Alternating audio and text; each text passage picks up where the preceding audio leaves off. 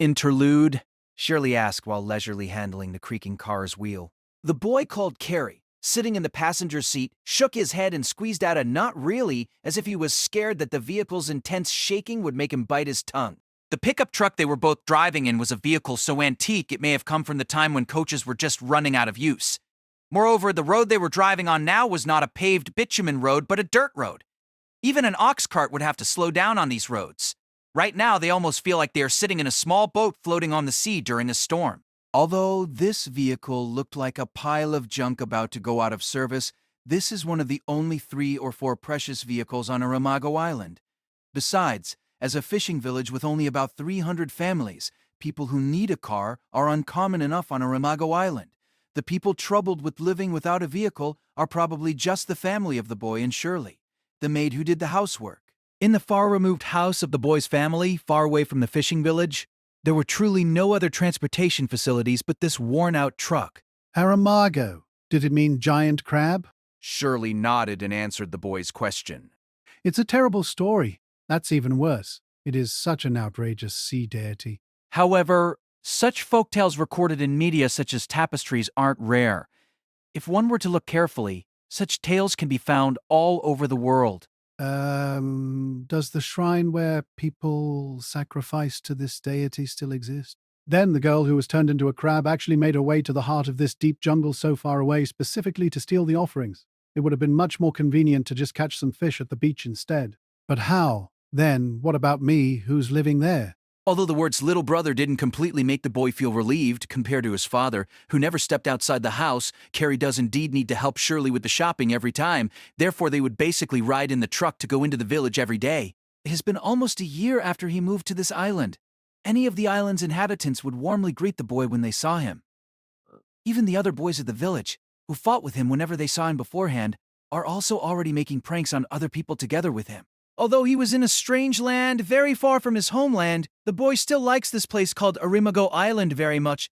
Although he felt extremely boring every day during the first few weeks after he moved over, the dazzling southern sun and multicolored sparkling waves of the southern ocean had gradually captured Carrie's heart. However, for his father, who never approached anyone and didn't step out of the house at all, it would be hard to feel that there is anything delightful at all. If father would communicate more with the people at the village, he would surely be a bit different. While skillfully handling the steering wheel to dodge large rocks sticking out of the road, Shirley gave a bitter smile. I see. The boy couldn't help but feel a little down when knew that Father Simon, who always seemed to be so gentle, would judge his father in such a way behind his back. But it can't be helped. Rather, he should feel relieved that those comments were only to such an extent. Father Simon would surely expel both father and son out of this small island if he really knew about everything the boy's father did. Isn't this the knife always used to peel fruits? Shirley continued to speak in a calm tone. Different from the boy, she appeared to not feel anything gloomy with this topic. Aren't you afraid, Shirley? Aren't you afraid of my father? Although the boy was a bit hesitant, he asked this question at the end. Shirley nodded decisively. Can such things really be possible? Shirley said so with a serious expression on her face. Instead, the boy said disappointedly, What do you mean, aren't you, Shirley, father's favorite pupil? Wouldn't it be Shirley who keeps it up if it comes to it? Shirley, who went often to his house, didn't only do domestic chores such as tidying the house, she also helped his father in his work as an assistant. His father once said that this girl named Shirley possesses exceptional intelligence and talents, and is really a waste to leave her on this lone island. It says something about Shirley's talents if his father, who always obeyed the creed of secrecy, trusts a female stranger to such a degree. Shirley said all that earnestly, like a real big sister worrying about her little brother. For one moment, the boy was caught with the complicated sentiments in his heart and couldn't speak. He didn't have any memories about his mother, who passed away right after he was born.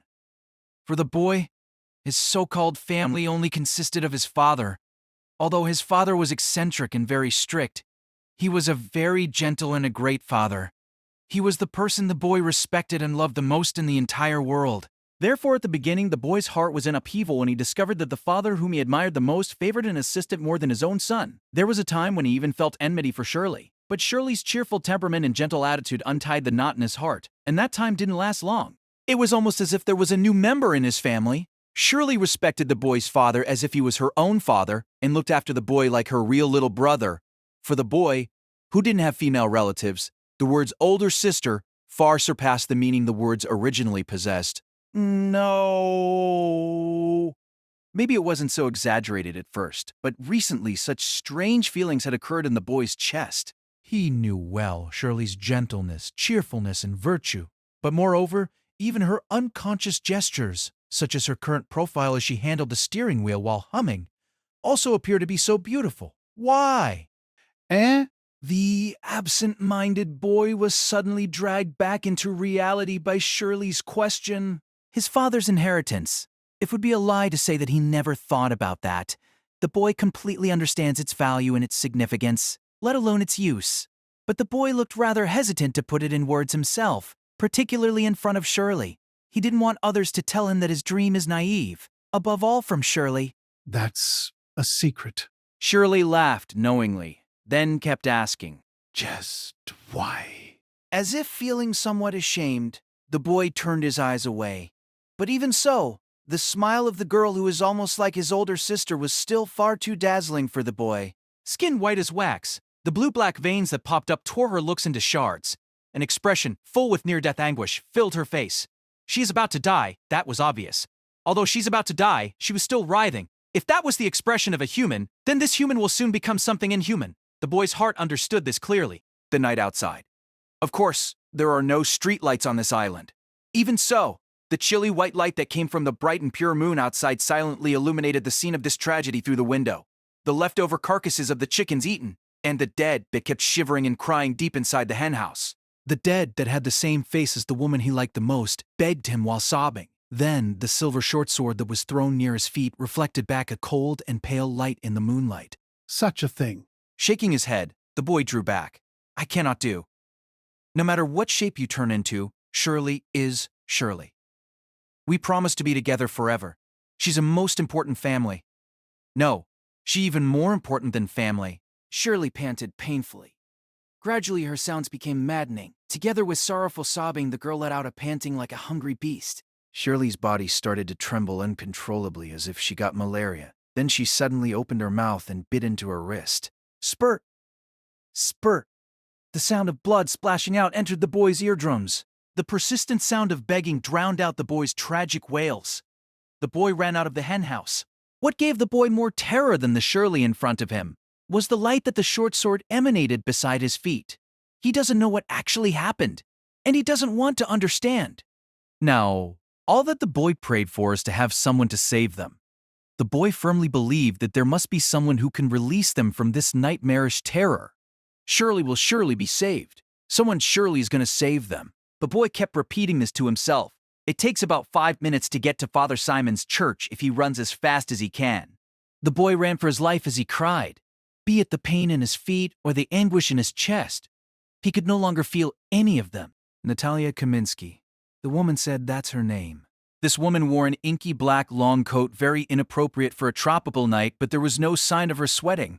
Rather than thinking of her pale countenance as cold and cruel, it was better described as expressionless.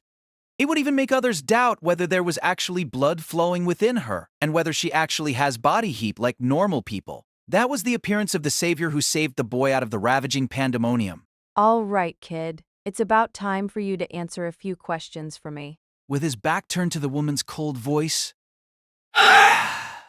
the boy only stared transfixed at the distant fishing village that was burning to the ground.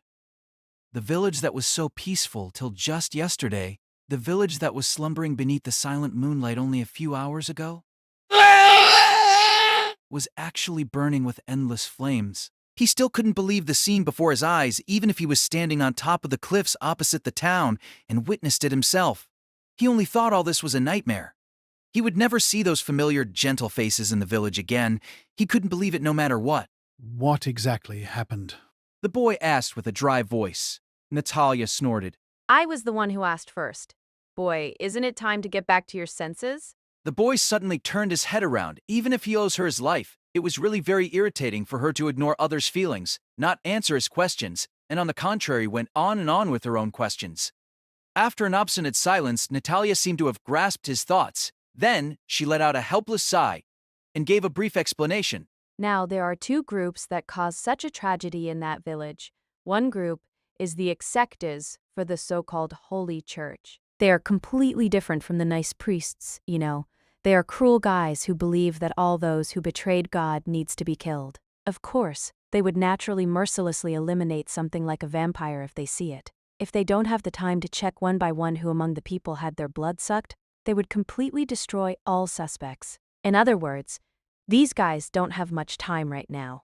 The other group is called the Association. This is a bit difficult to explain. Basically, they're a group who wants to solely possess fantastic things such as vampires. Naturally, in order to have sole possession, they would kill anybody else who knew about the relevant details. There's no point in not do things very thoroughly in order to destroy evidence and hide the truth. Because of this, boy, you've got fine luck. You're probably the only inhabitant of this island right now who managed to survive through the purge those people delivered. The boy accepted this fact even easier than Natalia had expected. It was as if the boy had discerned the reason those dangerous men would come to Arimago Island a long time ago. The boy rushed to Father Simon to seek help, and the priest who received this request contacted some other people. Some people outside the island must have received this intelligence while the priest delivered such information. Leaving the sequence of events aside, at least the beginning of this tragedy was inextricably linked to himself. If the boy had listened to Shirley's supplication and took the courage to plunge the silver-white short sword into the chest of the girl he loved the most, then this present tragedy would not have happened. If he had done that, then even if he would become a hollow shell without a soul from now on, or even if he could no longer doze off in the night, these many lives won't have been lost. For the boy, it was the same as if he had set that memorable place on fire himself. Then which side are you on? I'm like a salesman for the association. My job is to seek out secrets they are interested in, protect this secret from being known by anyone else, and pass it into their hands. Of course, it needs to be sold to them before such a huge incident happens. It can't be sold now. Natalia shrugged her shoulders. Perhaps she had already become accustomed to such scenes. It was as if the woman in black emanated the smell of death from her entire body. All right, boy. Let's get back to the previous question. It's about time for you to answer my question, the so-called sealing designation. Do you know what that means? Also, where is the evil Magus, who's the culprit of this vampire incident, hiding on this island? Do you know of it? Although those words sounded too deep for this boy, in truth it hit the bullseye of this problem in some way. Carrie is not the boy's real name. The name of the boy, who was born in a foreign remote country, was very hard to pronounce for the people here. At the very beginning, it was Shirley who abbreviated his name into Carrie, and then the villagers all called him Carrie by habit. The boy also felt that, instead of being called a strange name such as Karatogu, Carrie sounded much friendlier. The boy's real name is Kiritsugu. The son of the Magus who has been given a sealing designation, Emiya Norikata. In the deep night, Kiritsugu returned to the wooden villa in the depths of the jungle and saw his father receiving him with a worried expression. His father embraced him. It has been many years since he felt his father's broad shoulders. It was a rare moment for his strong father to express his true feelings like that. After releasing Kiritsugu from his arms, his father's expression suddenly turned severe and said, Because I was worried about Shirley. His father suddenly turned his eyes aside when he heard the girl's name. Just that small gesture could completely confirm one fact. Dad, did you know what changes happened to her body? Is that why you didn't allow me to go outside? Although his father's tone was filled with bitterness, there was no regret or shame in it. It was as if he was telling off a boy who broke a flower vase with only blame and anger in his tone. Dad, why would you investigate the dead apostles? Shirley's pitiful sight that he saw under the light of the moon once again appeared before Kiritsugu. Dad, would you eventually turn me into that shape too? I see. Kiritsugu nodded and said. His father seemed to be intent in continuing.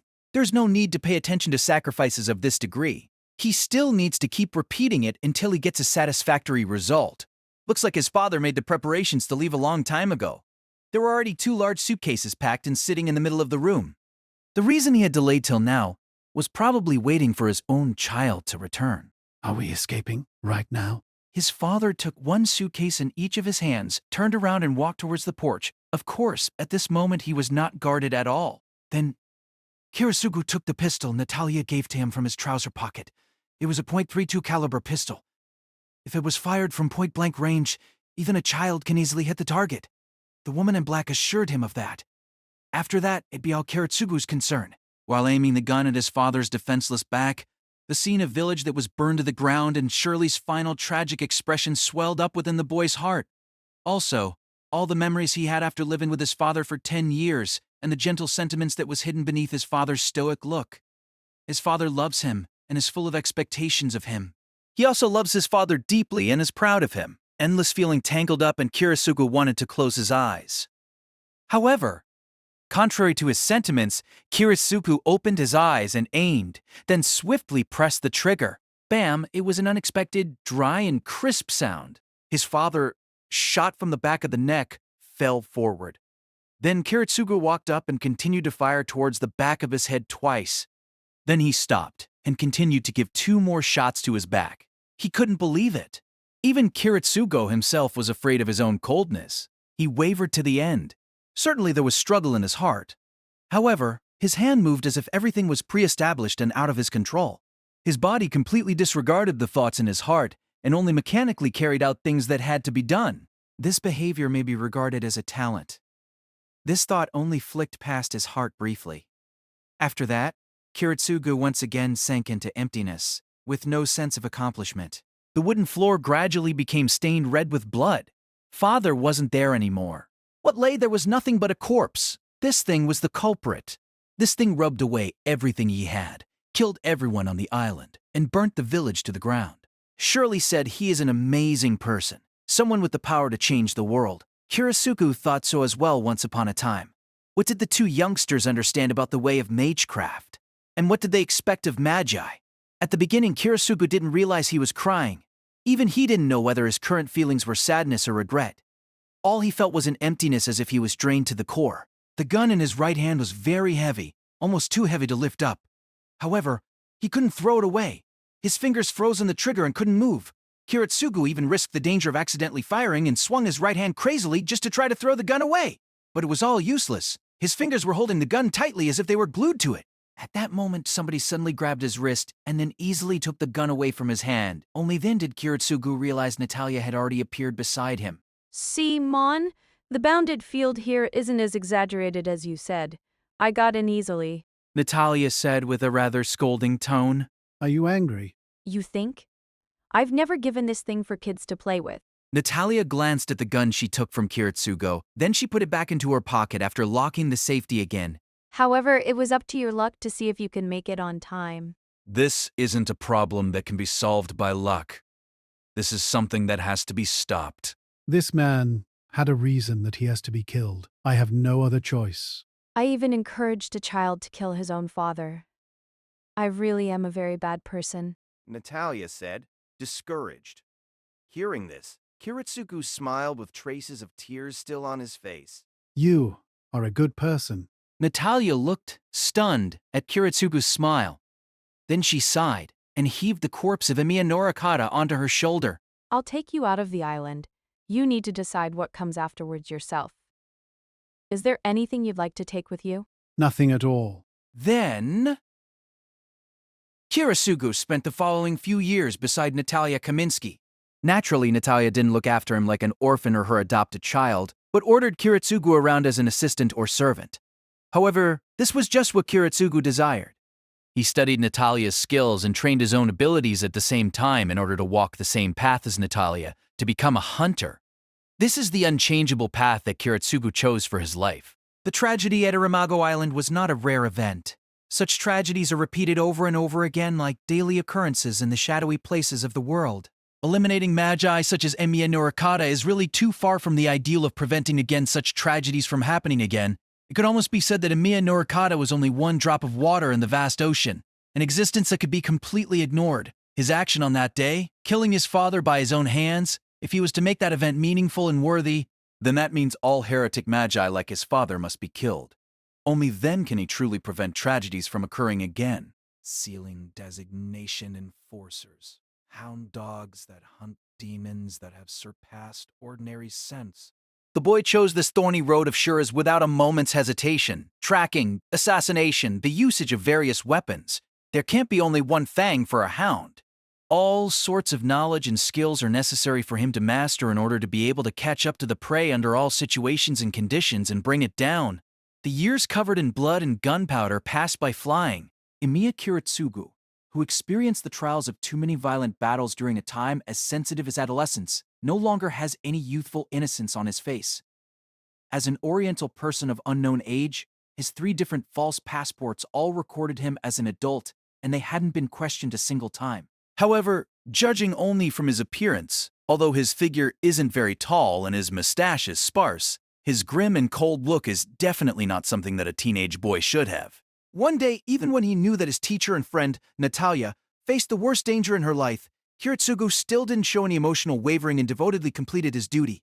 No matter how anxious or wavering his heart is, there was not a single way to help Natalia. That's because her battlefield is inside a giant commercial airliner more than 3,000 feet above in the sky. It started with the chase for the magus known as the demonic bees user, Odd Borzak. It was said that this magus successfully created dead apostles and can manipulate the demonic bees under his control to use poisonous stings to increase the amount of ghouls under his power. A very dangerous man indeed. Moreover, he had changed his name and face and pretended to be an ordinary person with no information about him at all. However, 4 days ago, there was information that he was taking Flight A300 from Paris to New York. In the situation of being completely ignorant of the person's appearance and name, Natalia accepted this grueling task of finding the target among the plane's 287 passengers in Recife. As her partner Kiritsugu didn't board the plane, but instead went ahead to New York to investigate Volsak's fake identity. The teacher and student communicated using radio and calmly and confidently locked down the location of the prey in that sealed space 3,000 feet above the sky. Approximately 3 hours after the takeoff, the assassination was achieved unexpectedly smoothly. However, that was the beginning of the tragedy. The ghoul bees that Volsak brought into the plane through deceiving customs caused a fatal disturbance after the death of their master. The ghoul bees that Natalia didn't destroy on time raided towards the passengers one by one, and the cabin of the giant commercial airliner turned into a living hell ravaged by ghouls in the blink of an eye. Faced with a sealed area with nowhere to escape and ghouls that manipulated without end, even someone as strong as Natalia felt an endless despair. Faced with this worsening situation, Kiritsugu could do nothing and can only wait for the radio communication. He must not let go of any chance of proving that Natalia was still alive. The basic rule that Natalia had instructed Kiritsugu over and over again is, no matter what method you use, you must ensure your own survival. Since she has such a creed, Kiritsugu firmly believed that experienced huntress can definitely make it out this time too. After 2 hours, the radio was still silent. Finally, when the light of the stars in the night sky was covered by the cyan shade of dawn, the tired voice of a woman was transmitted with static. Can you hear me? Kid, you aren't asleep, right? Loud and clear, Natalia. We're both at that most sleepy time right before dawn, after staying awake for the entire night. Of course. If you had dared to go back and sleep last night, I'll definitely kill you afterwards. Well, there's some good news and some bad news. Which one do you want to listen to first? Natalia laughed briefly and said so. Didn't we promise to start with the good news? Okay, then it's good news first. First of all, I'm alive. The plane is without damage as well. I've just ensured the safety of the cockpit. Both the captain and the co-pilot have already set the flying parameters before their death. Even I can manage to simply drive it. Apparently the controls are the same as a Cessna. Did you communicate with the control tower? Got them. At the beginning they thought it was a prank, but now they're directing me well. Then, the bad news? I was the only one who didn't get bitten. All passengers and crew, all 300 of them perished and became ghouls. The other side of the cockpit, divided only by a panel, already became a flying city of the dead. Don't be surprised now. That's the worst situation Kiritsugu had thought of. In that condition, will you come back alive? This door is pretty rigid. Although it's a bit wobbly now, there's no worry about it being broken. Instead, the landing makes me more insecure. Can this giant thing really land safely? If it's you, then you'll surely manage. Was that you encouraging me? I'm glad to hear. After a bitter laugh, Natalia gave a powerless sigh. There are still 50 minutes before arriving at the airport. It's too early to pray. Kid, chat with me for a while. I don't mind. So they started a random conversation. First, they began with those 2 hours when communication ceased. Then they listed the dead Volsak's many evil deeds in detail. Finally, the two of them naturally remembered the Magi and dead apostles that they had destroyed, and those Shur's fields that the two had faced together. When you first told me you want to enter this career path, I was having a real headache for a long time. Moreover, you didn't want to change your idea, no matter how much I persuaded you. Was I such an unpromising disciple? No, it's because you have too much promise, too much potential. Natalie said with a bitter laugh. Because you can make your actions completely removed from your emotions. Regular hitmen can only obtain it after many years of trials. However, you had that since you were born. What a surprising talent. But hey, it's not necessarily correct to choose your life's path based on talent and abilities alone. A person's belief and feelings come before talents. That is the key to decide a person's life. If that doesn't exist, a person can't be regarded as a person anymore. If they consider what needs to be done before considering what I want to do and only acted according to those rules, then they are not people, but are only regarded as machines, far removed from the life of a human. The words of the teacher who had watched him growing up glided past the boy's heart like cold frost. Well, I had thought you are a very cold person. What's that after all this time? Isn't that the truth? Was I ever gentle towards you? No, you always were strict, absolutely merciless. Usually, disciplining a boy is the role of the father. On the opposite end of the radio, Natalia was silent for a while, then continued after sighing helplessly. However, I carry a certain degree of responsibility for causing you not to have the education from a father. Well, how to say it? It's not that there was a way to push it off me. I can only teach you some survival skills. I'm useless for everything else. Natalia added that as if mocking herself. You wanted to be my father? Don't mix up men with women, impertinent.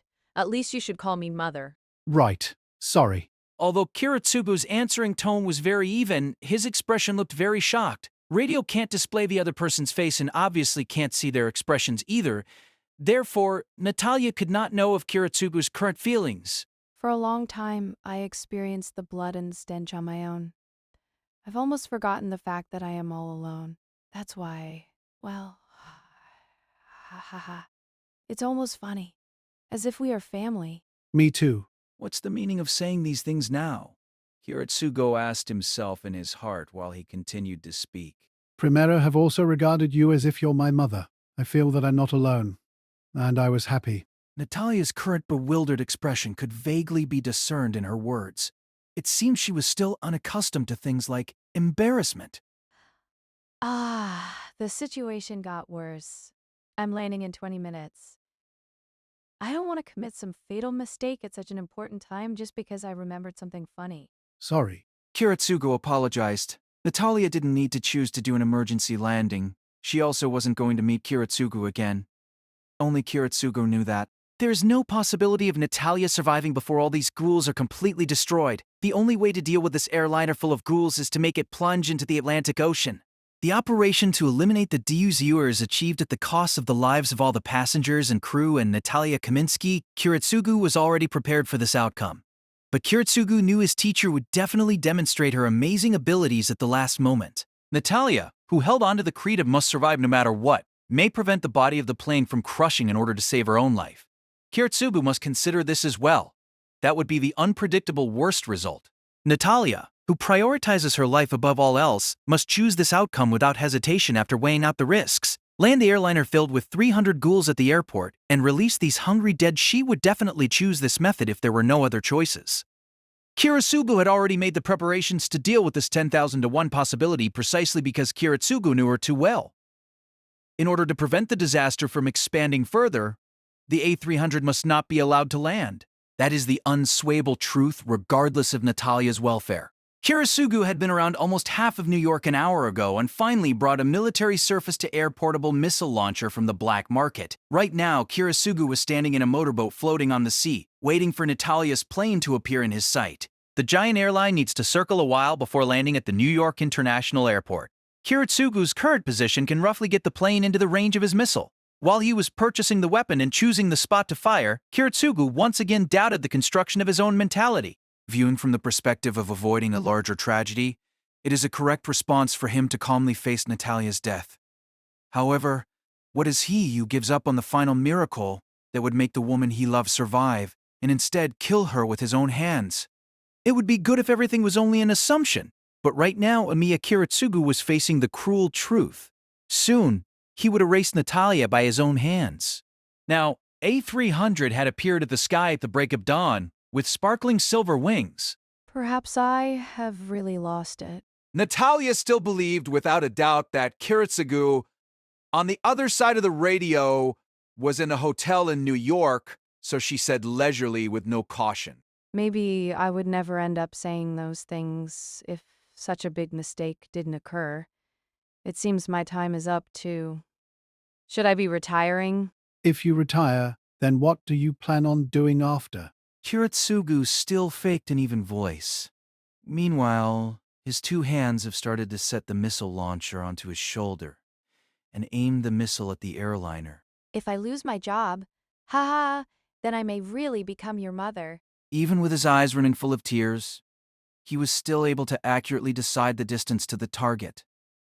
It was within 1,500 meters, a certain hit. You really are my family. Kiritsugu said softly. Then he released the missile. In the few seconds that the missile had to be manually directed, Kiritsugu had to keep the aim on the airliner that Natalia was on, and all his memories about her resurfaced in Kiritsugu's mind.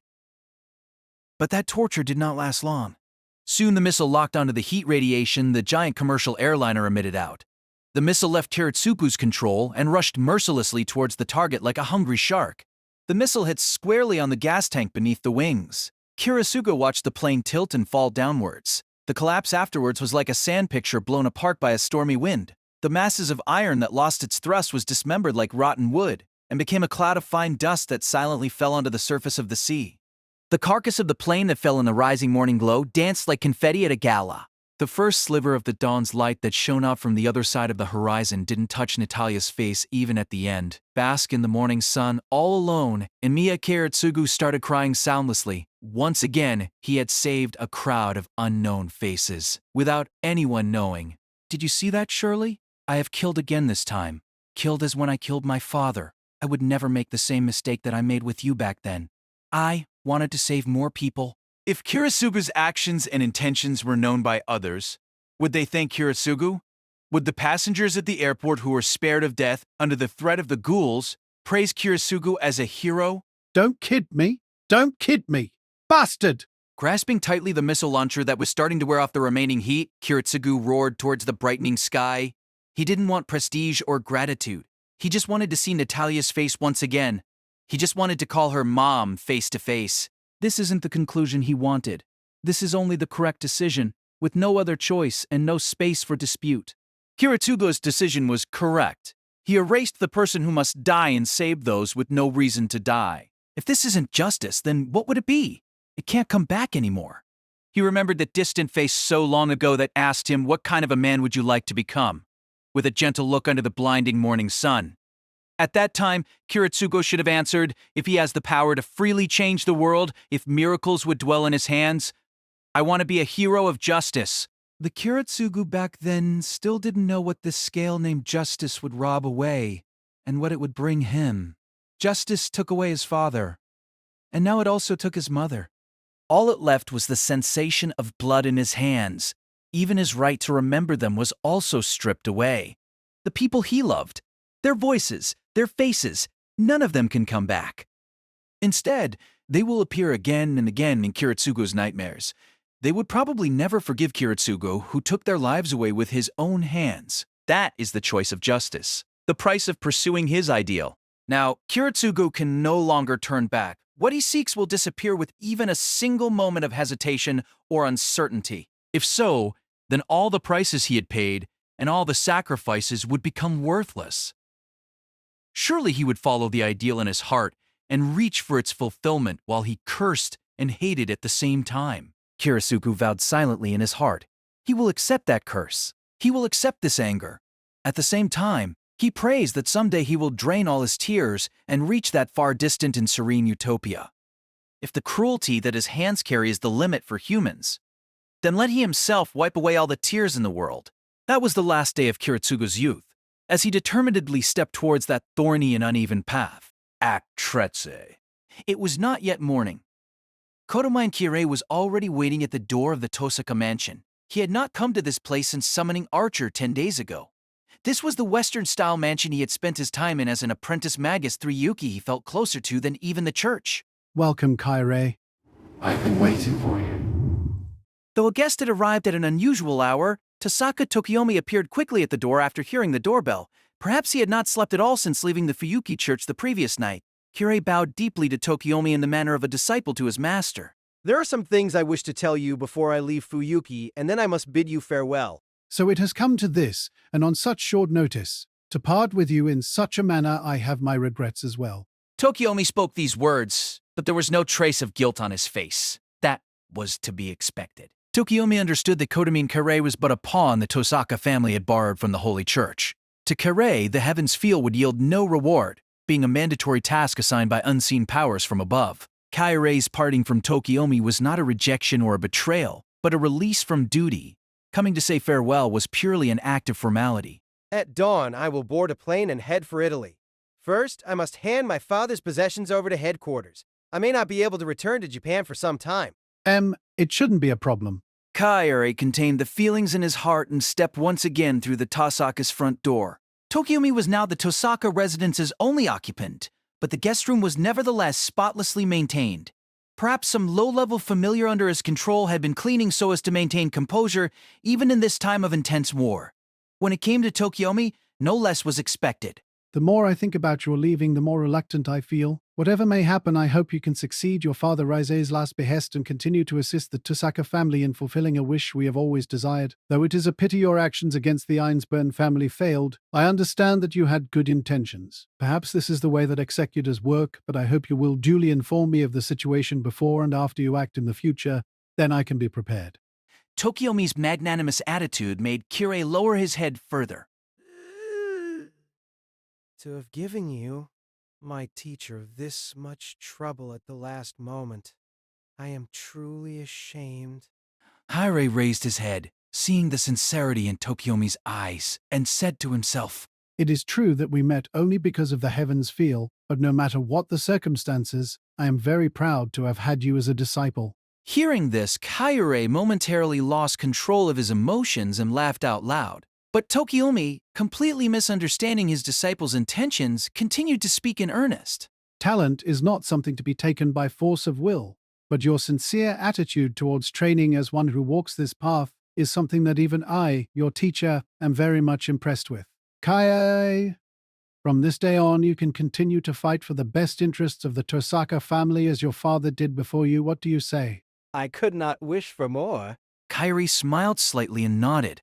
Tokiomi, who for the past 3 years had constantly misunderstood his disciple's character and inner world, now also misunderstood the meaning of Kairi's smile, and so he continued to speak even more happily.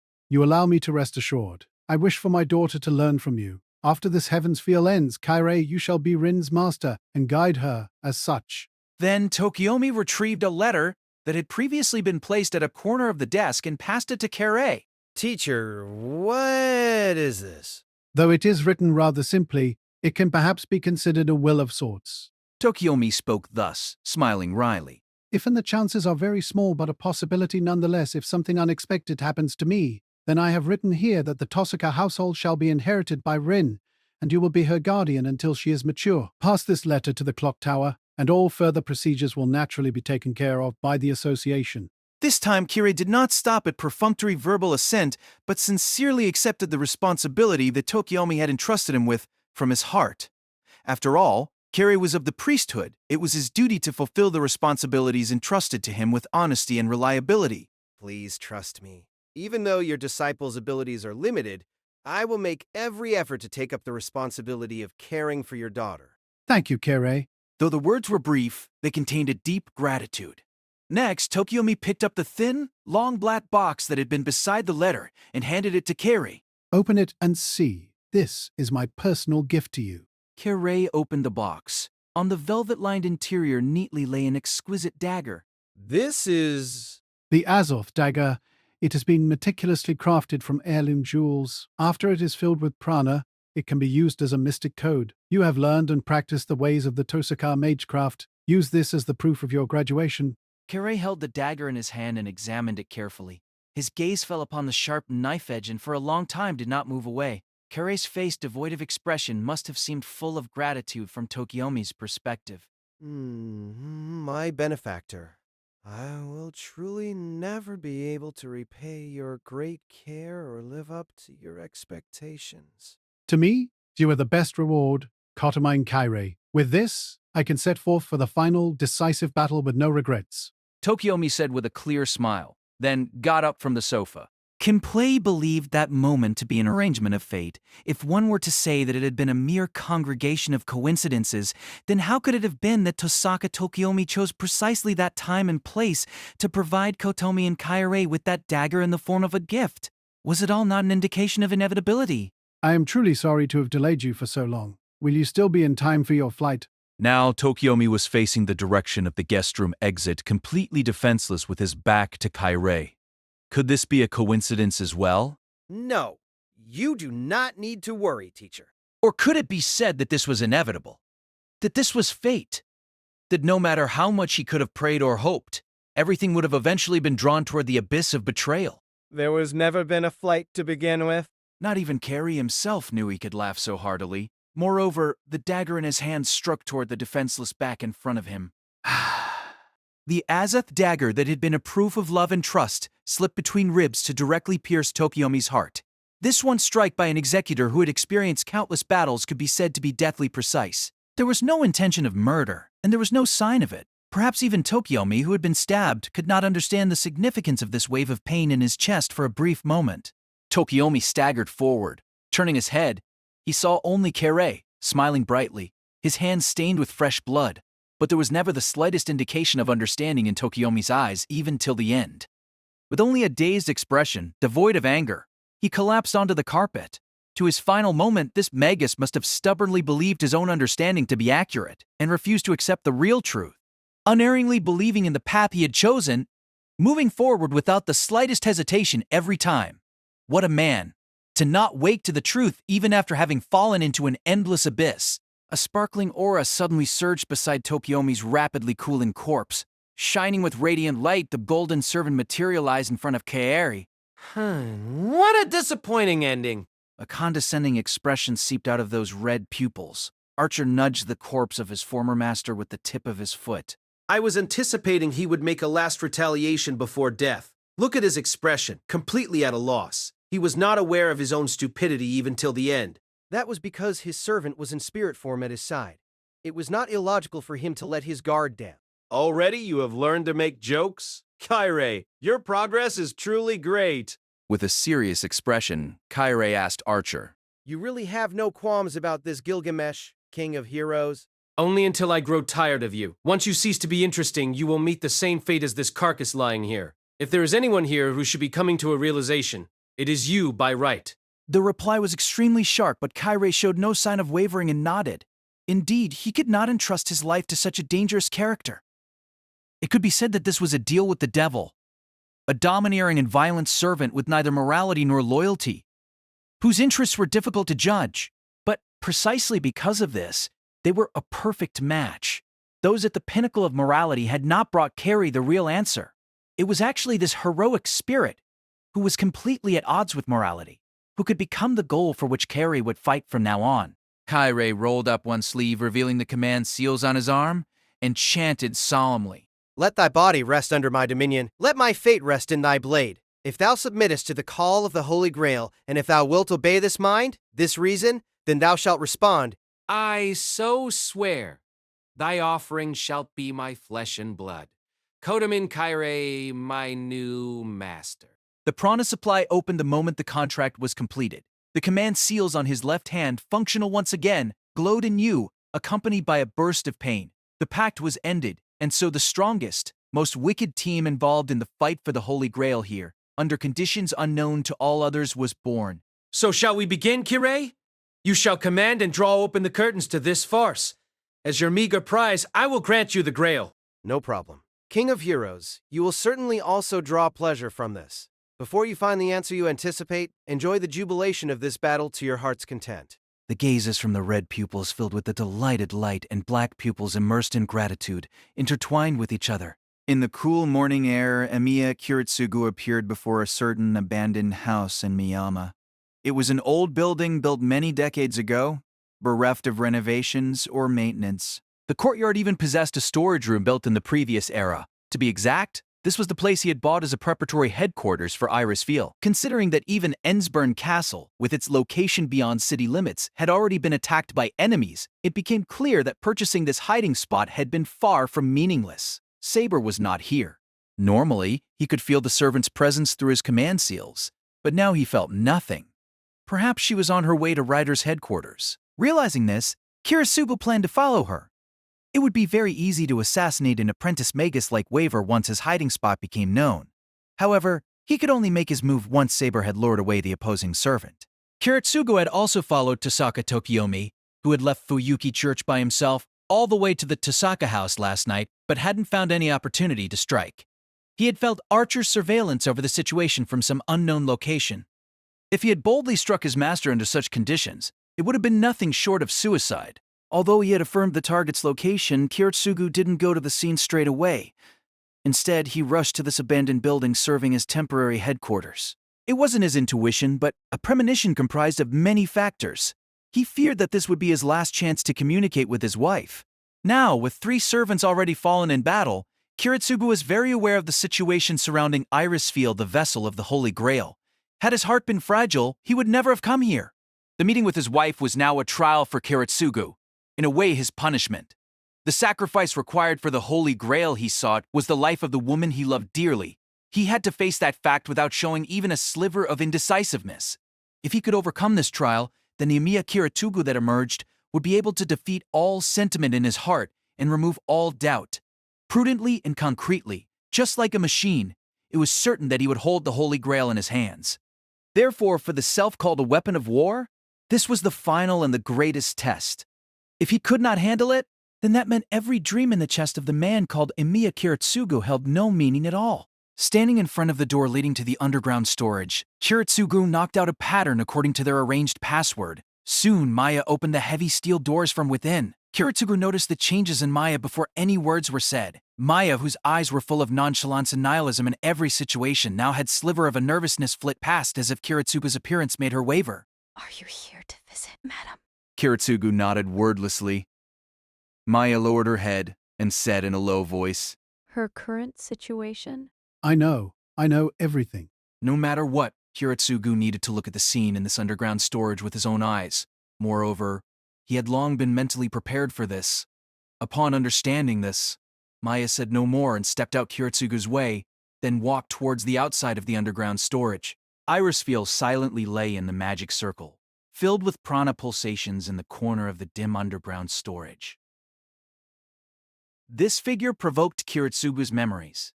Kiritsugu and Irisfield's first meeting had been just like this, brought by the father of the household, Acht, into the deepest part of the Einsburn family workshop.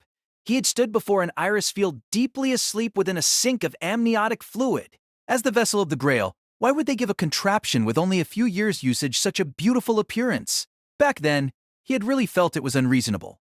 Is this thing the Holy Grail? When he had asked this question of the old magus beside him, she who had been deep asleep suddenly opened her eyes. The eyes that stared at him through the amniotic fluid floating in front of her face, that gaze filled with dark crimson, had completely enthralled Kiritsugu. He could not forget it to this day. It was the same now as it was then. Irisfield opened her eyes. She and Kiritsugu looked at each other.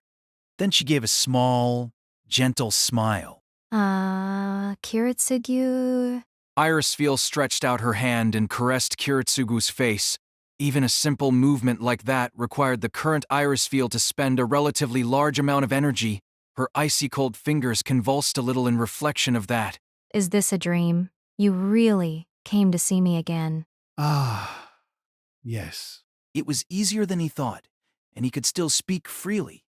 It was the same as when he had sunk Natalia. Language and actions were not affected at all.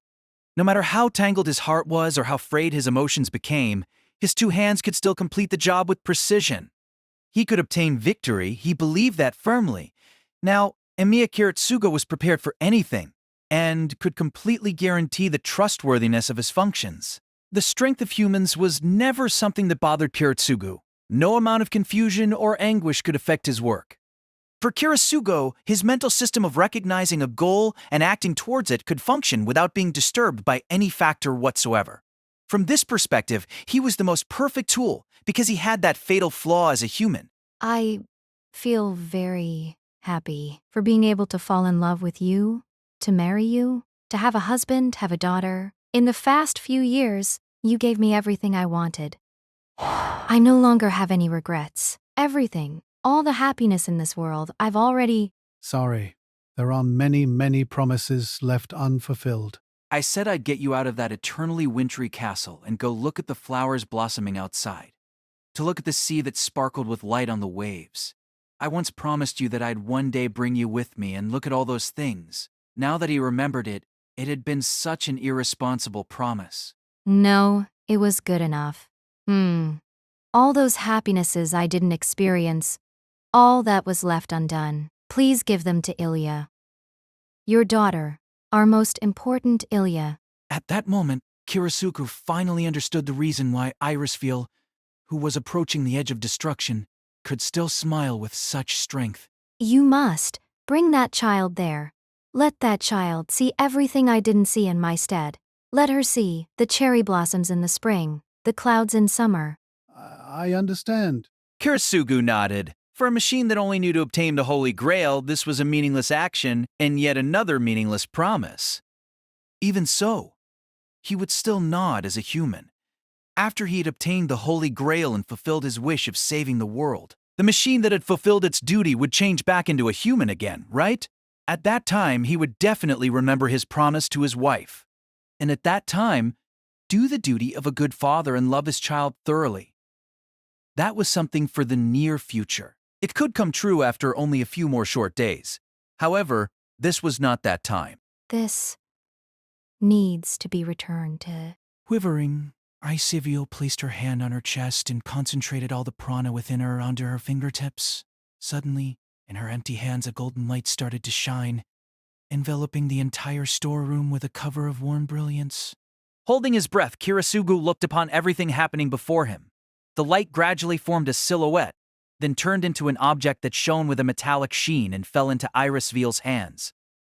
The golden scabbard. Eerie. This is something very important for you. In the final battle, it'll definitely be useful. Irisveel's voice sounded even weaker than before. That was to be expected.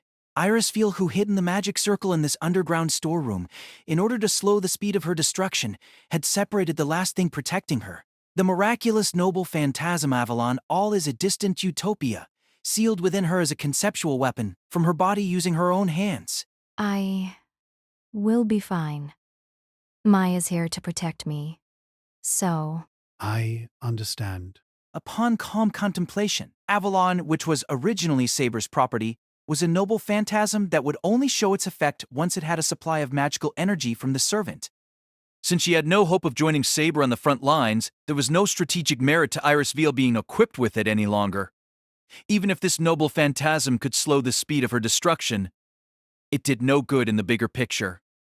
The most correct choice now was to repossess this noble phantasm from her. Kirisugu took the golden scabbard, placed his wife's weak body on the ice-cold floor, stood up, and said, Then I'll be going. Take care. The words of farewell were very brief. Amiya Kirisugu turned and walked out. Maya, who had been standing and waiting outside, couldn't help but draw a sharp breath when she saw Kirisugu coming out of the underground storeroom. Of course, she did not know the true meaning of the noble phantasm shining with light in Kirisugu's hands. Actually, what surprised Maya was the change in Kiritsugu's himself. We'll go finish Ryder's master today. Saber has already left, right? Yes. Just this morning, not too long ago before you came here. Very good, Maya. I'll keep entrusting the job of protecting Irisfield to you. Yes, sir. Kirisugo? Just as Kirisugu was about to walk out of the door, Maya stopped him in a dazed voice. What's wrong? Maya stared for a moment at the eyes that turned to her, then made a small sigh and said, after lowering her head, It's finally back. The expression that you had back then. Really? After a low reply, Kiritsugu continued walking outside without once turning back. After that completely unbelievable day, Waver finally came to terms with the implications of the current situation. After getting up in the morning, Waver told the old couple he would be coming back later than usual today, then rushed to Shinto without even eating breakfast. Though the worst of rush hour was yet to come, the bus heading towards the station already seemed to be full. Perhaps too many people were commuting between Fuyuki and the neighboring town. With a great ruckus of people around him, Waver was unused to the way the crowd pushed him along. But right then, when he felt so hollow and empty, he was actually filled with a sense of security. Over the past few days, there had been an overwhelming presence continuously filling the space next to him. In comparison, the level of oppression from the crowd felt more like an empty lot abandoned after a bustling ritual. Of course, Ryder's presence was always next to him. Even now, he could still feel the majestic and oppressive atmosphere of the servant in spiritual form. Speaking of which, the big man had been maintaining his spiritual shape, not once materializing since that great battle with Castor 2 nights before. That wouldn't have been strange for any other servant. Out of battle mode, there was no need to specifically materialize and expend excess prana. However, that didn't apply to Alexander. The man participated in the War of the Holy Grail with materialization as his goal after all. If the situation had only lasted a few hours, it could have been interpreted as him just having some fun. But it became unusual when he didn't appear for an entire day. There could only be one reason why Ryder would not materialize. As a master, Waver could still converse with his servant of spiritual form at any time. If Waver called for him now, there was no doubt that Ryder would respond immediately. However, Waver didn't dare open his mouth and inquire. It would be better not to start a conversation until he knew how Ryder would respond and had thoroughly prepared himself in advance. In order to be prepared for everything, Waver decided to start shopping in the morning. First of all, he needed to go to the supermarket's outdoor equipment sale and purchase sleeping bags and mattresses suitable for winter wilderness.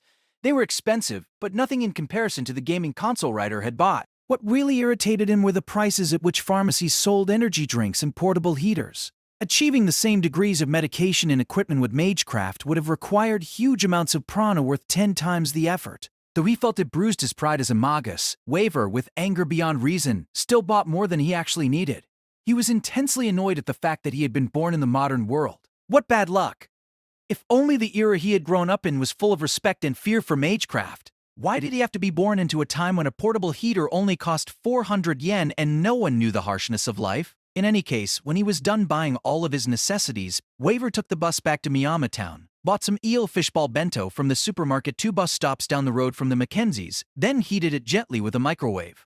If he wanted to eat his meal before it got cold, he'd have to hurry to reach his destination. Actually, Waver was already eager to ask Ryder just what had happened. However, he couldn't do anything to a servant who offered no explanation and didn't even want to show his face. Had Waver been more outgoing, he definitely would have gotten the answer he wanted. But he had many concerns. As an immature magus, his sense of powerlessness made him afraid to question Ryder. He thought this in his heart, and yet refused to bow his head to Ryder. After all, it was humiliating enough being ordered around by his own servant. He was indeed very weak and very useless, but Waver was reluctant to admit it. If he could achieve the best results through prudent preparation, then even Ryder wouldn't be able to underestimate him anymore. With these thoughts in mind, Waver chose to likewise remain stubbornly silent in the face of Ryder's muteness. Waver had soon traversed the residential areas and walked into a bushy forest soon to be developed into an urban park. Passing through the brushwood with no roads yet to be developed, Waver walked into its greatest depths. Although the scenes here varied drastically between morning and night, Waver still marched towards its center with familiarity. Having finally reached his destination and made sure all of the surroundings were in order, Waver sighed in relief. After placing the thermal mat on the leaf-strewn ground, Waver sat on it and began eating the bento he had just bought from the supermarket. The microwave-heated bento was already cold and had lost its flavor, but that didn't matter. What mattered was that it contained the energy he needed to maintain life. Does that taste good? It was Ryder's voice, something he hadn't heard for an entire day and night. Even in spiritual form, was food still the only thing that could arouse his interest? Waver couldn't help but idly wonder.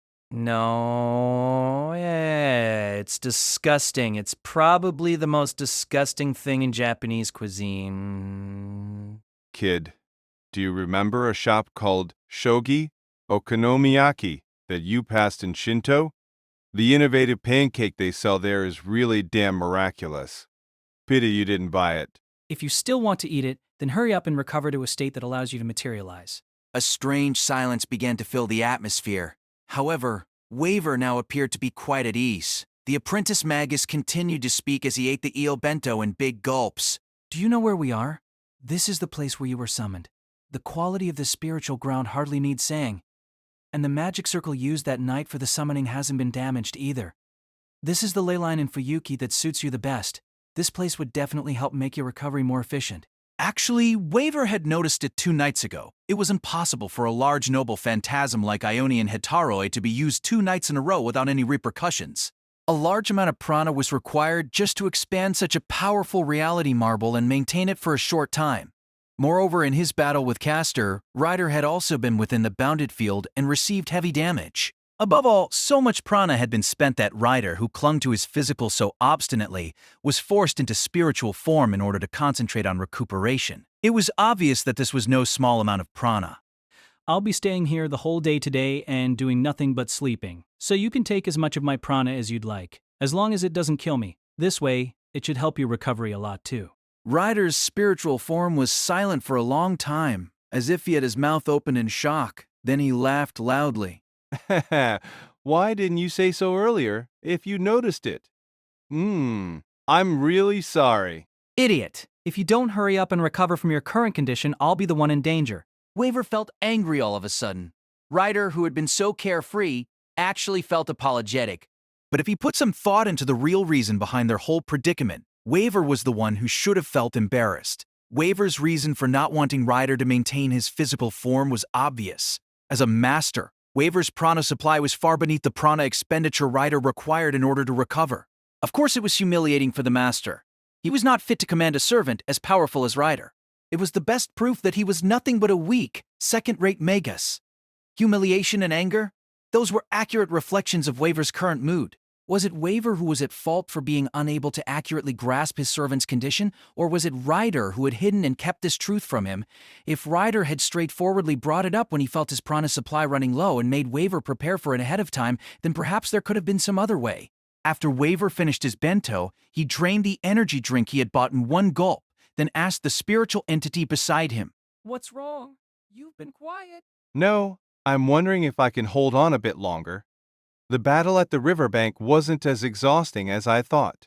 In order to stop the sea demon Castor had summoned from coming on land, Ryder had maintained the area of his Ionian Hetori reality marble beyond its limit. No matter what, it was too much. Back then, Waver had been more worried about his servant than his alliance with Saber.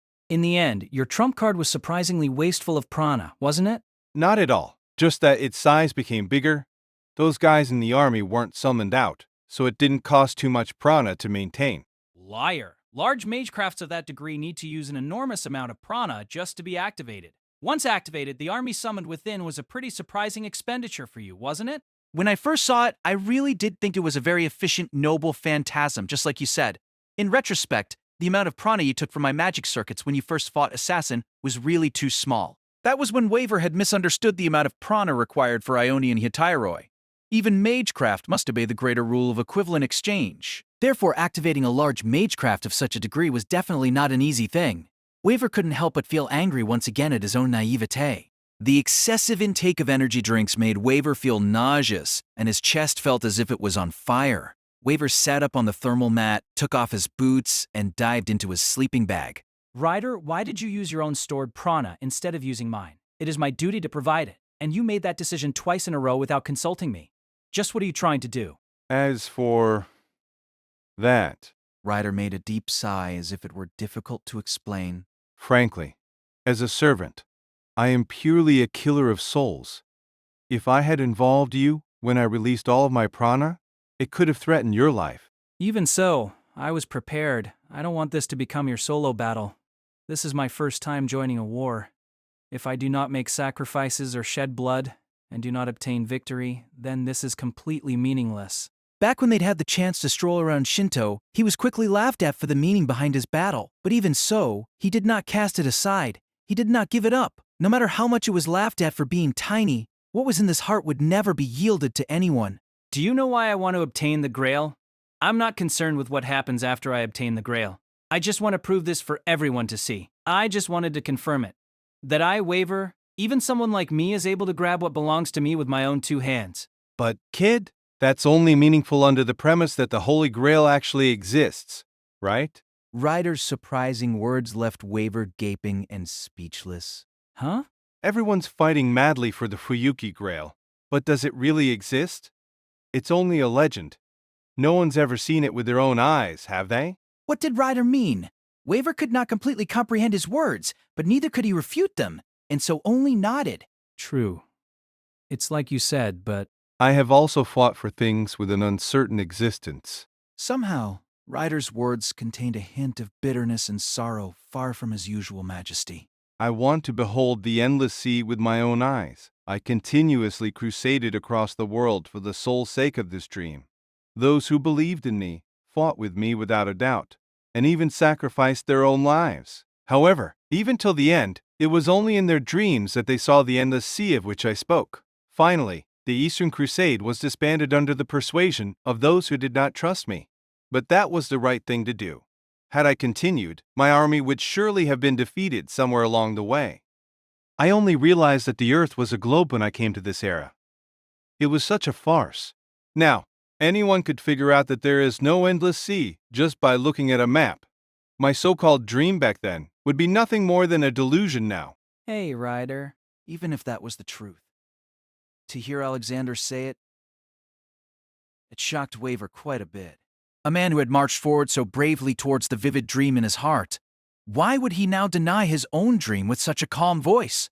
However, those words of rebuttal tangled in Waver's throat and remained unsaid in the end. Waver had the same dream as Ryder, but he could not express it no matter what, because it concerned Waver's pride. I've become tired of others sacrificing themselves because of my whims. If I can ascertain that the Grail indeed exists somewhere, then I will obtain it even if it means your life and mine. But unfortunately, we still don't know whether the Holy Grail really exists. I don't want to make the same mistake. A mistake like not knowing the world is a globe.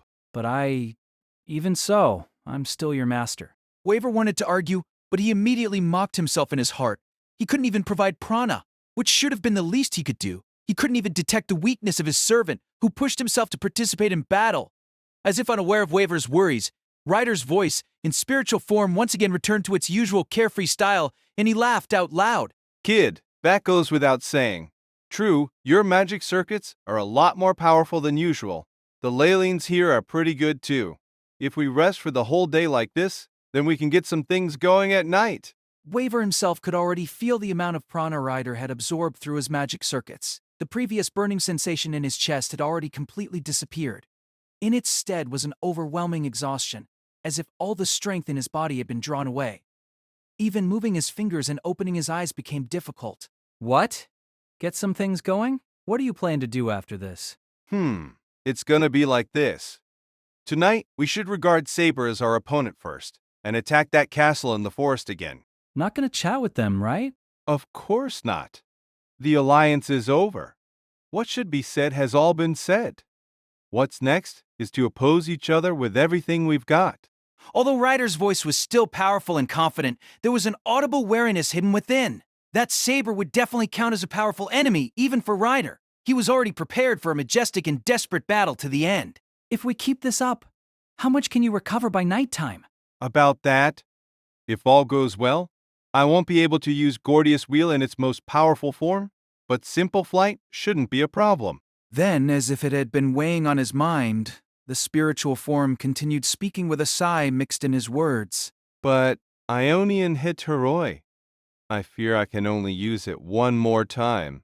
Oh! In the midst of all this misfortune, having one final trump card was the greatest strength left in his hands. That should be left for the battle with Archer. I can't handle that Goldie's killing blow without my trump card. The other enemies can probably be finished with just the war chariot. That was fine strategically, but a new question suddenly emerged in Waver's mind. But, Ryder, why did you pick Saber specifically as your opponent? Didn't you say that you weren't regarding that woman as an enemy anymore? Besides, with the way you are now, shouldn't you do your best to minimize the number of battles in the future?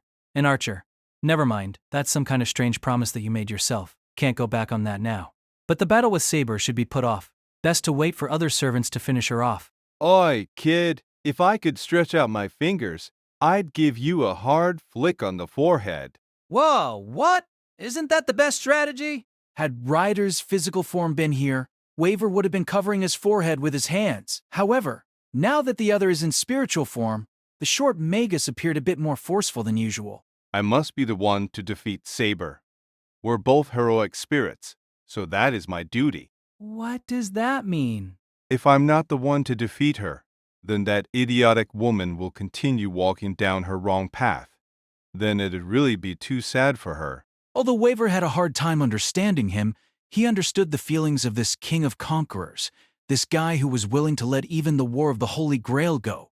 Therefore, as a master, extra thoughts were better discarded. In fact, Waver didn't even have the optimism to wish for someone else to finish off Saber. The servant called Saber was truly too powerful. That mysterious golden servant, Archer, was also a mighty competitor.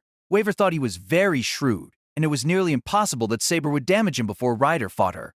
For Ryder, a face-to-face confrontation with Saber was more or less inevitable. Never mind. If that's how you want it to be, fine. Waver wanted to argue a bit more, but realized that nothing would change no matter what he said, and simply gave up. He eventually felt so tired that he could not fend off the sleepiness and tucked himself into his brand new sleeping bag, all the while feeling the warmth of the downy feather quilt.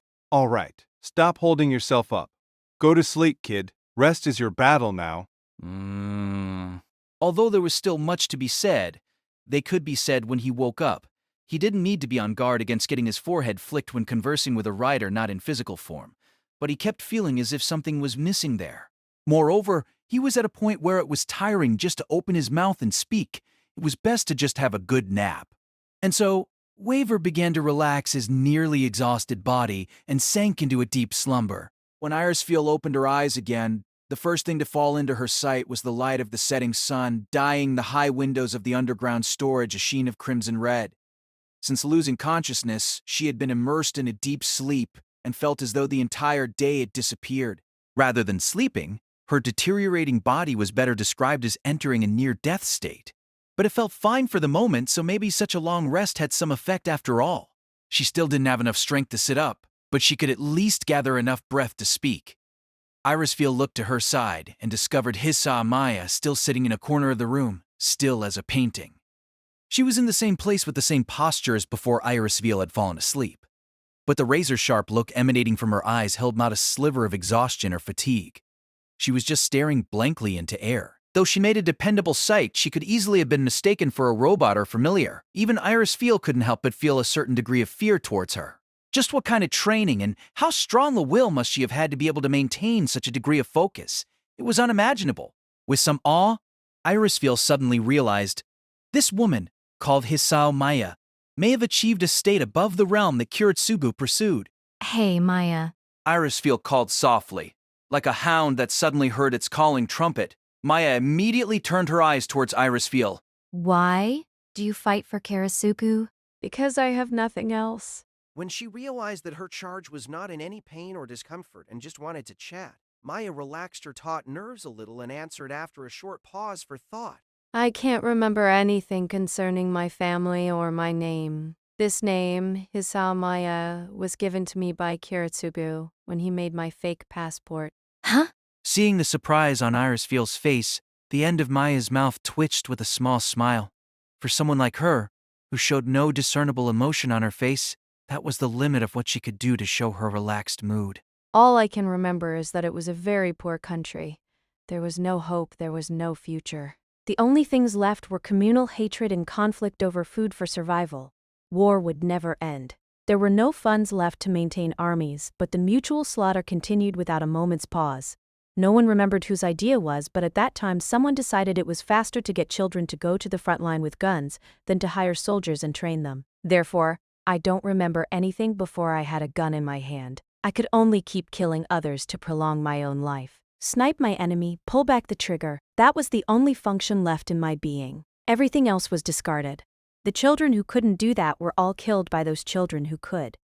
I lived on aimlessly just like that until I met Kirituku. As Maya spoke, she lowered her head to look her at hands. Those long, slender fingers possessed no feminine gentleness, only comparable to sharp weapons of murder. As a human, my heart had already died. Only my body still functioned, maintaining my human behavior. The person who picked me up and kept my life was Kiritsugu. Therefore, he can use my life in any way he wishes. That is the reason why I'm staying here. Although Irisfiel had long predicted that Maya had a tragic past, the things she said far surpassed Irisfiel's imagination. Irisfiel was silent and didn't know how to respond. This time, it was Maya who opened her mouth and posed a question instead. You've always lived in such a secluded castle and known precious little about the outside world. Why would you support Kiritsugu, who vowed to change the world to such a degree that you would be willing to sacrifice your own life? Maya's words once again made Irisfiel sink deep into thought. Emiya Kiritsugu, her husband, the man with a dream to save the world. Now that she knew he sought the Holy Grail hidden in her own body, did her current self still hold the same ideal as he did? True. To be honest, I don't understand Kiritsugu's ideal all that much. Yes, her answer was negative.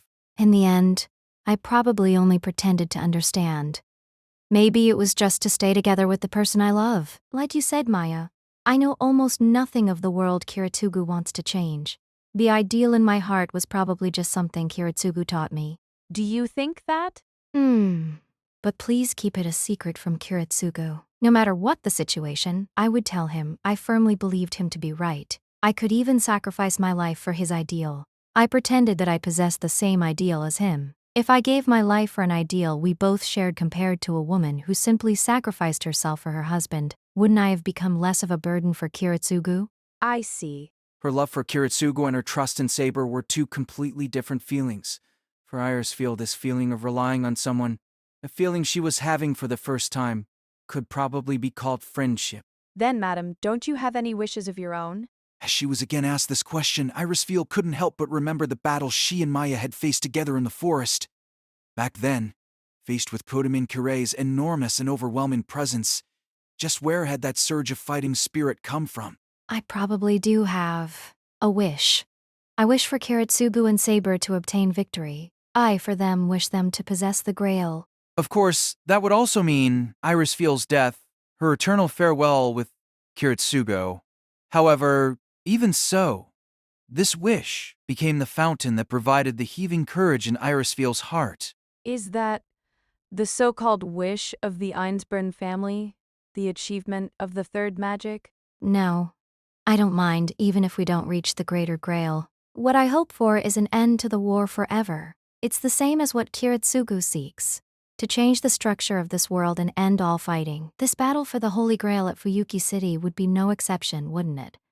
This is already the 4th time, and I wish for this to be the last heavens feel. In terms of homunculi sacrificed as vessels of the Grail, I hope I will be the last one.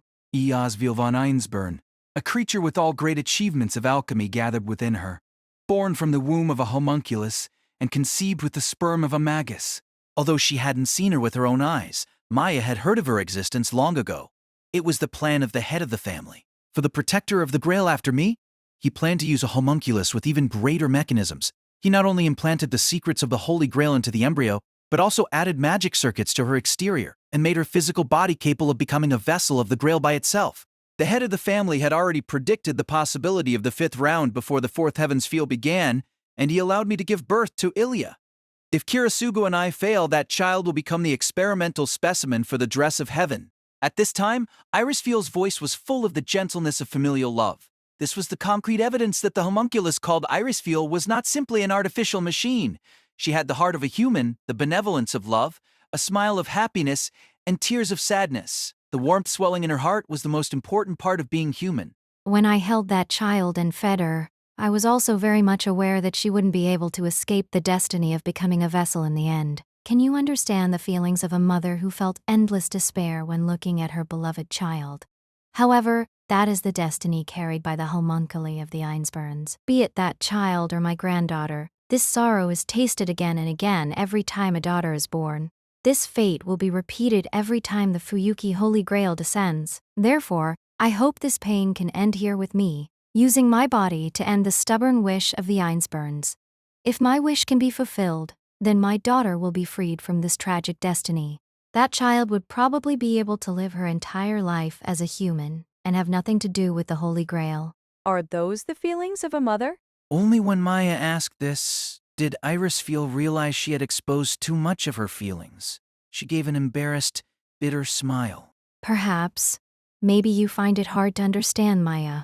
It's not too hard. I've also been a mother myself. Huh? It really was a surprising reply. Irisfeel almost doubted her own ears. As if feeling slightly apologetic for surprising Irisfeel so, Maya related the event in a calm voice. I actually experienced pregnancy and delivery, although it could be said that it was an accident. Were you married once? No, I don't know who the father is. During battle, every night in the barracks, the male soldiers would come to all of us female soldiers and I can't remember when it started. Anyways, I became pregnant soon after I became a woman. The child wasn't given a name and I don't know if he's still alive. If he hasn't died, he must still exist in some remote corner of that battlefield, fighting for his life. The children there are all given guns and sent to battle when they turn 5 years old. How can it? When she heard this former child soldier in front of her recounting tragic stories of the past, Irisfeel couldn't help but feel stunned. Are you surprised? But such things are definitely not new in this world, are they? Modern terrorist and guerrilla warfare groups all know the benefits of using children as soldiers, and early successes such as I also serve as evidence. Therefore, children who share my experience did not decrease in the modern age, but rather increased. Maya narrated silently, her eyes seeming less and less alive. Sorrow and hatred also began to disappear from her voice. Perhaps the only thing left in her memories was endless despair. Madam, perhaps you thought the world you saw with your own eyes for the first time was very beautiful and envied the happy people living there. However, I am very envious of you, who always lived in that castle. You did not experience any of the terror and ugliness of this world. Although there were no feelings of jealousy or hatred in Maya's contemplation, Irisfeel felt rather embarrassed upon hearing it. Maya seemed to detect Irisfeel's feelings, so she continued. If such a world can really be changed, then no matter how Kiritsugu chooses to use my life toward that end, I will not utter a single word of refusal. But I don't know how to do anything apart from fighting, Maya muttered softly to herself. There was no exaggeration in that sentence. Without goals and without hope, her heart was as desolate as a barren, fire-ravaged field. Although her inner feelings were completely different from Kiritsugu's, they were amazingly similar as soldiers.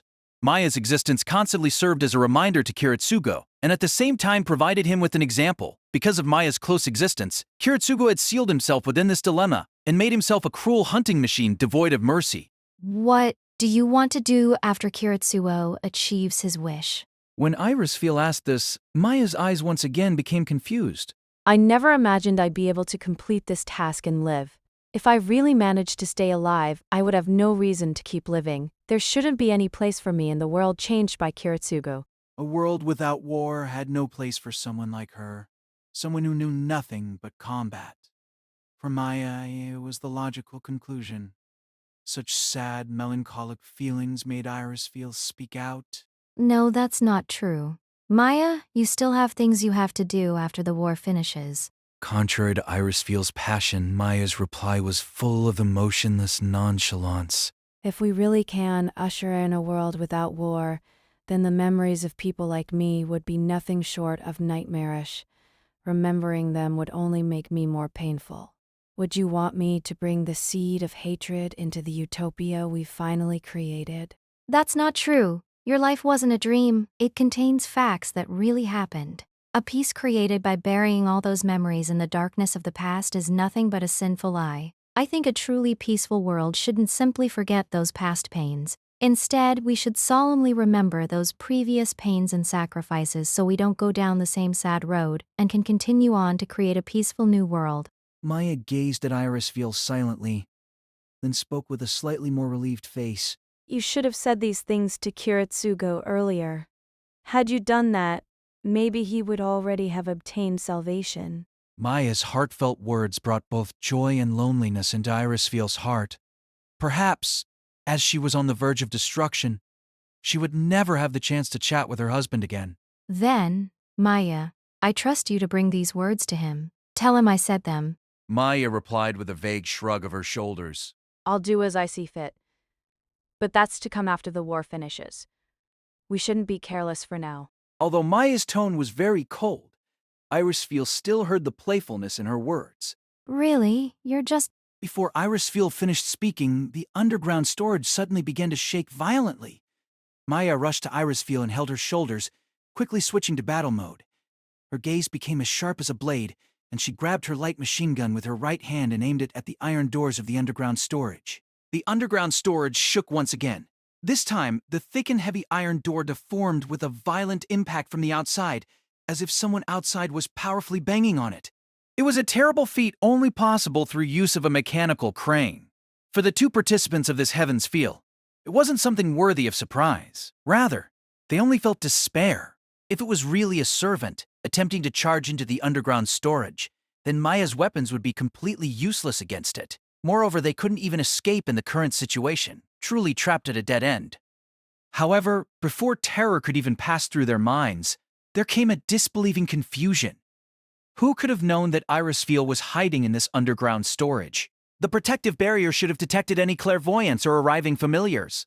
However, the enemy skipped any reconnaissance and directly sent the servant to Irisfield's safe house with such accuracy. Could it be that the enemy had learned of this place a long time ago? A third shockwave. Before the iron doors were destroyed, the earthen walls around them could no longer take such a powerful impact and collapsed first. With soaring dust, the iron doors fell into the underground storage.